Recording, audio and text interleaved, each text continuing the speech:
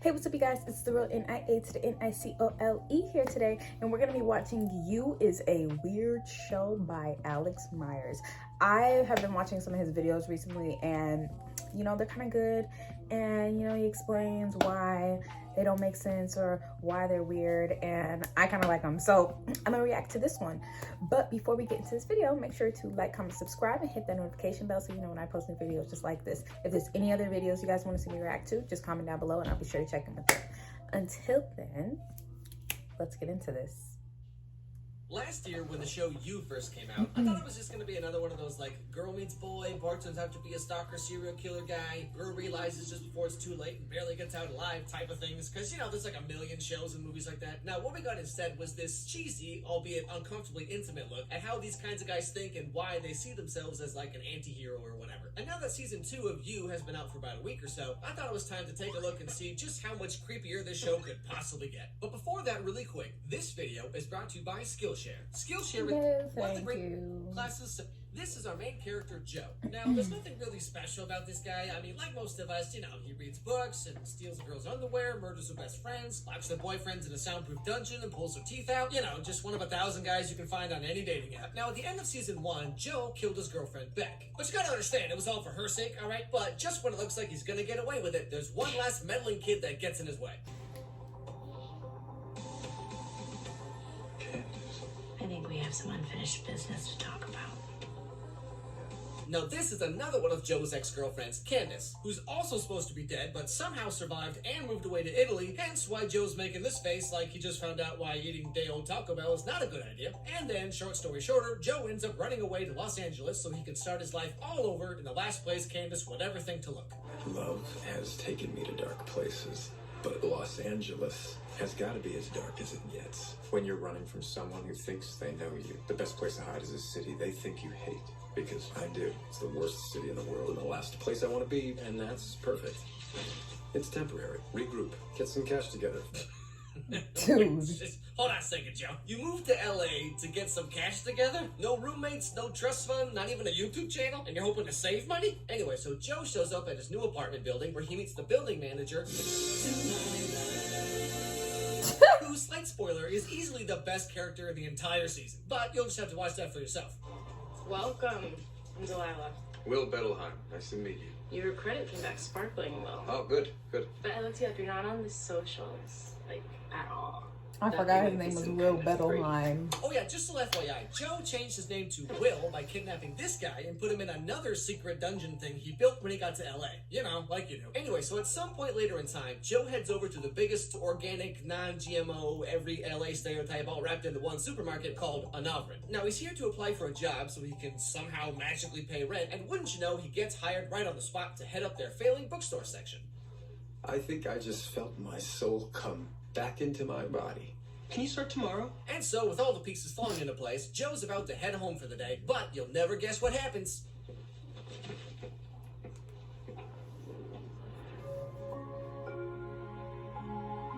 Oh, no. I know that music. I know what's going on here. But anyway, so while Joe's thinking of his next move on how to, like, have a chance meeting with this girl or whatever, things take a turn. I won't say hello. I'll accidentally bump into you. You'll never even know I was here. Excuse me? Do you think this peach looks like a butt? There is no wrong answer. It looks a little like a butt, yeah. Right? You know, this is one of those icebreaker pickup lines or whatever that really only works in, like, movies and TV shows. Like, imagine if you were just standing there and some girl comes up to you like, do you think peaches look like butts?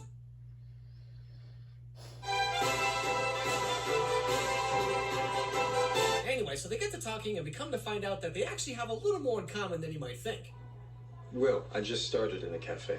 Me too. I manage the kitchen. I do most of the buying for the store. I was just shopping for my dinner. Anyway, sorry, Love. It's my name, I mean. No, cool. Yeah, so if you thought this girl was weird before, well, not only did her parents name her Love, but she's kept that name this entire time, so interpret that how you will. Now, despite Joe being who he is, he doesn't really want to get too involved with her or anything, because the whole point of him coming to LA in the first place was to lay low and avoid Candace. So, starting something up with this new butt love girl or whatever, maybe not the best idea. No, not biting. I'm not that guy anymore, and I don't think I ever will be again.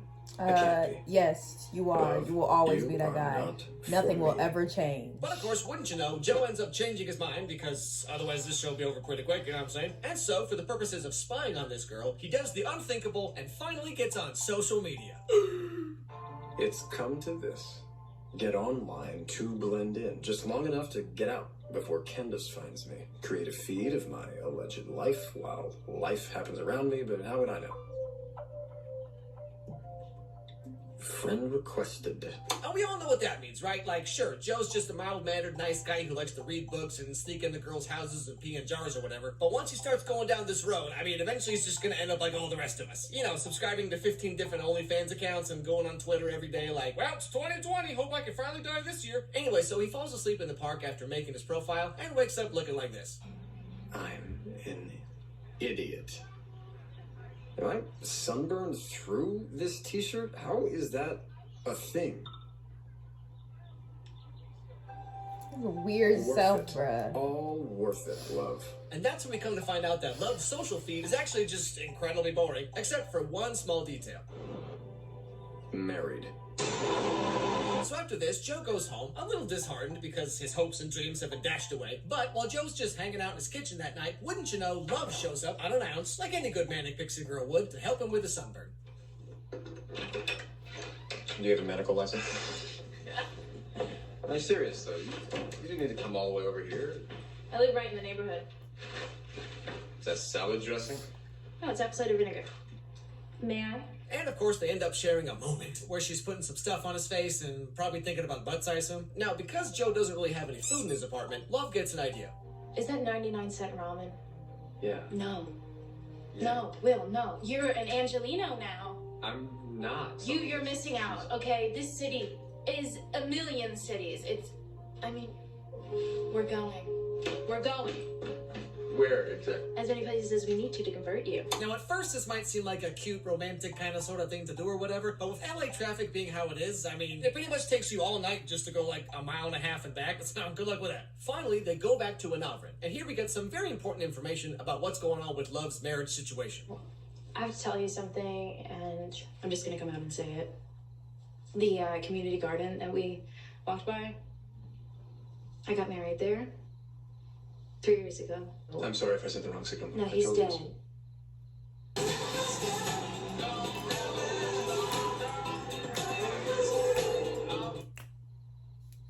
You know, that's the thing about dating in your late 20s to 30s. Like, first off, your body one day just decides to give you a bedtime. Like, well, it's 11:25, I'm done.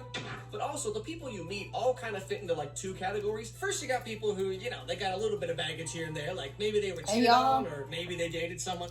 Just a quick word of advice. Stay away from people that look sus. If they look like they not normal or whatever, and they doing some weird shit, stay away from them. Don't even associate with them. Stay away. Who does the toilet paper like this. And then you got people who are just like, oh boy, where do I even start? Anyway, so they get to talking, and the conversation's basically just like, my husband got sick and died last year. Well, my girlfriend was brutally murdered in an underground dungeon by some mysterious but very handsome fella. Well, gee willikers, Joe, we're exactly the same. And just when it looks like everything's going all smooth or whatever, at the very end of the episode, we learn the truth about what Joe's really been doing. It wasn't easy for me to get here, to buy myself a little time, this slim chance at a new life. And then I saw you. It's delicate, the whole thing.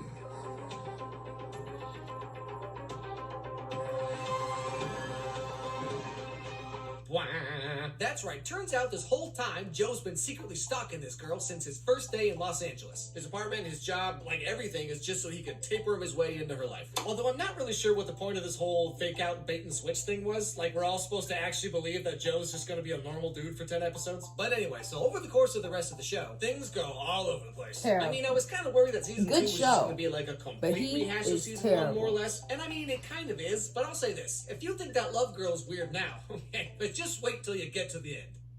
Now, the show's only been out for about a week and a half or so, a week and a couple days, so I don't want to get too much into spoilers and all that, just because I know a lot of people haven't seen the whole thing. I will say, though, kind of like I said in the video, I was kind of afraid they were going to just retread, like, the exact same plot points, which, to be fair, they kind of did, you're right? Like, it starts out... So, you guys, that was that video. If you guys have not seen You, why are you watching this video? But also, if you have not seen You, go watch that show, because it's actually really good. I'm waiting on season 3 to come out because Joe is a trip. He is mentally not there, and he is crazy and dangerous, and I'm not rocking with it. I actually want somebody to kill his ass, but that is the end of this video for today. Remember to like, comment, and subscribe, and hit that notification bell so you know when I post new videos just like this. If there's any other videos you guys want to see me react to, just comment down below and I'll be sure to check in with them. Until next video, I will see you guys later. Bye.